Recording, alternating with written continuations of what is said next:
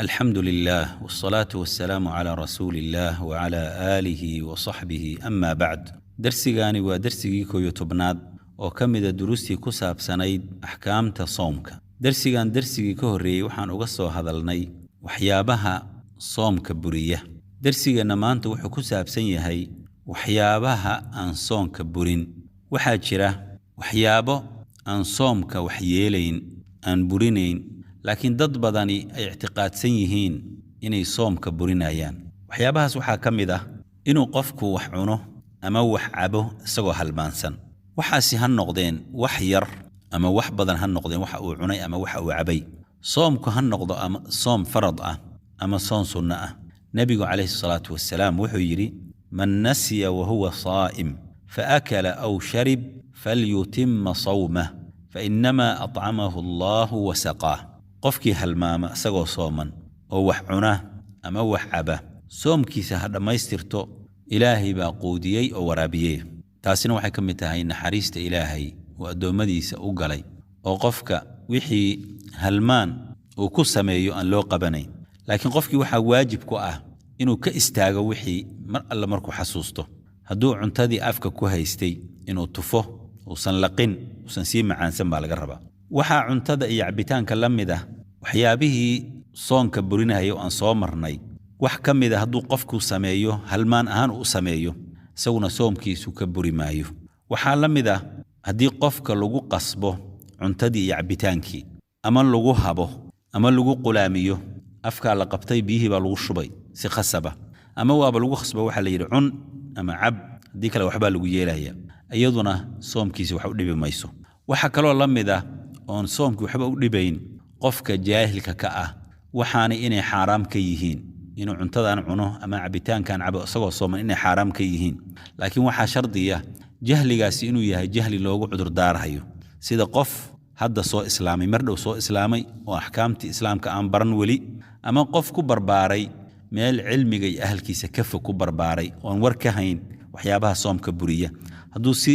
isagoon moog oo jaahil ka ah uu sidaas sameeyo isaguna soomkiisa ka buri maayo waxyaabaha soomka aan wax u dhibayn waxa kamid ah qofka in ay afkiisa ama sanka ay ka galo buska ama boorka dariiqa ka soo baxaya siigada dariiqa ka soo baxaysa in sanka iyo afka ka gasho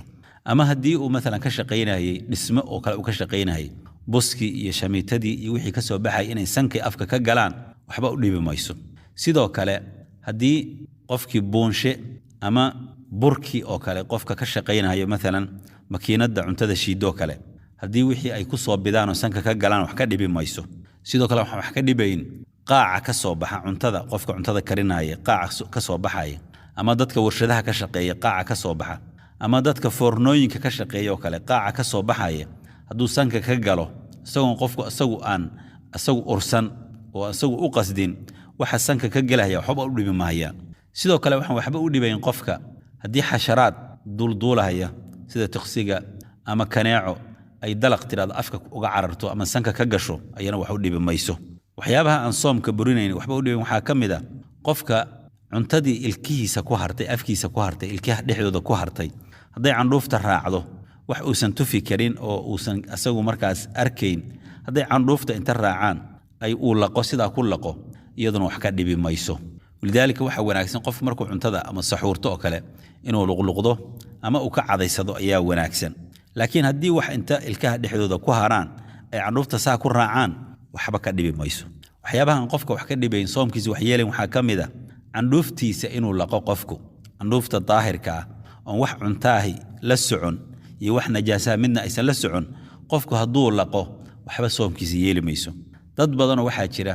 u maleeya in candhuufta haday laqaan soomku ka burahayo sida darteed waxay soo qaataan weel bay ciid ku soo shubtaan ama carro ku soo shubtaan halkaas ay maanta dhan ku candhuufayaan taasuna waxa keenaysa qofka dhacaankiisa inuu dhamaado oo qofkii jirkii uu ku dhaco jafaaf iyo qaleyl uu ku dhaco ba oo soomkii qofkii waxa laga yaabo dhibaato u geystaa laga yaabo marka candhuuftaada ina iska laqdid wax dhibaato ku keeni mayso soomkaagana dhib u keeni mayso hadii aan wax cunto ah ama wax najaasa aysan la socon sidoo kale qofka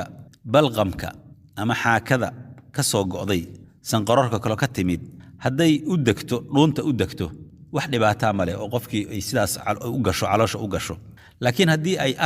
afka timaado oo afka banaanka afka ay timaado oo afkiisa carabka ay soo gaarto waa inuu iska tufaa taas ayaa caafimaad ahaanna u fiican soomkiisina ugu nabadgelaya laakiin haddii asagoon u qasdin ay hoos u degto oo sanqarorka kale inta ka soo degto ay dhuunta u degto wax dhibaato ma leh waxyaabaha aan soomku wax yeelin waxa kamid ah qofku cuntadii inuu dhadhamiyo cuntu karinayo qofku ama gurigiisa ha ka karsado ama maqaayad ha u karinayo inuu dhadhamiyo bal cuntadii inay milix leedahay inay macaan tahay inaysan ahayn si uu ogaado inuu dhadhamiyo ama hooyadiiba ilmihii markay cuntada siinaysa ay cuntadii u dhadhamiso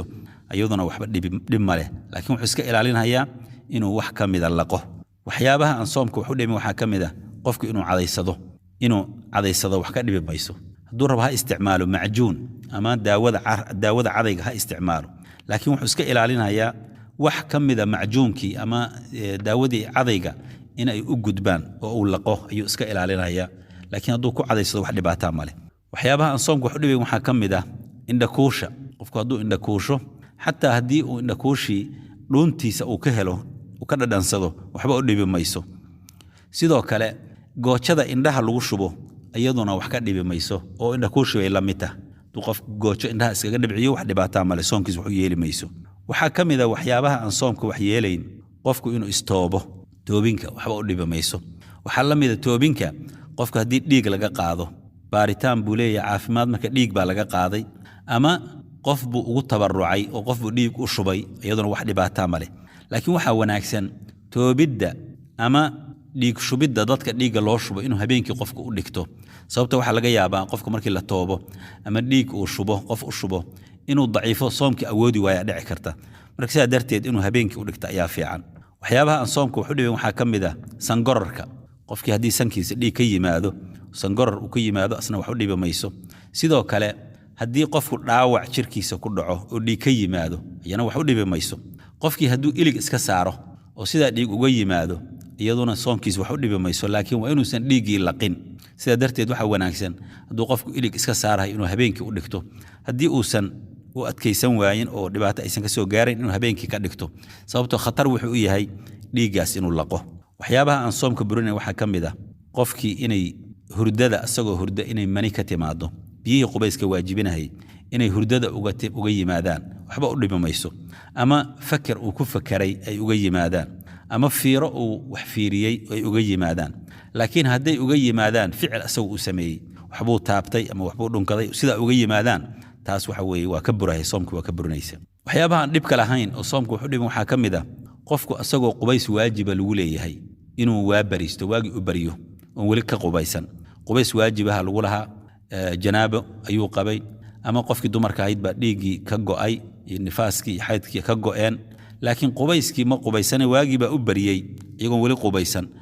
markii waagu bariyey kadib bay qubaysteen iyaduna soomkii wax u dhibi mayso oo qasab ma aha qofku intaan waagu bariyey inuu qubaysto qasab ma ahan waxyaabaha aan soomka wax u dhibin waxaa ka mid ah dhunkashada qofku ahalkiisa xaaskiisa u dhunkadoo kale wax ka dhibi mayso laakiin haddii uusan iska adkayn oo laga yaabo wax kale inay u soo jiido waa inuu ka fogaado weeye waxyaabaha aan qofka wax u dhibayn waxaa ka mid ah soomkiisa inuu qubaysto qofku qubayskaasi ama ha ku qabowsi ha u qubaysto ama nadaafad ha u qubaysto wax ka dhibi mayso sidoo kale inuu madaxa biyo ku shubto oon iyo kulayl haya dartiis inuu madaxa biyo isaga shubo ayana wax u dhibi mayso waxyaabahan wax u dhibin waxaa ka mid ah qofku inuu wax carfoon uriyo sida barafoon inuu uriyo ama wuruudda geedaha carfahaya sida rayxaantoo kale inuu uriyo waxba ka dhibi mayso soomkiisa wax yeeli mayso waxyaabaha aan soomka wax yeelin waxaa ka mid ah qofku inuu subkado ama saliidaysto jirkiisa ama madaxa ama korka inuu saliidaysto wax ka dhibi mayso soomkiisa wax yeeli mayso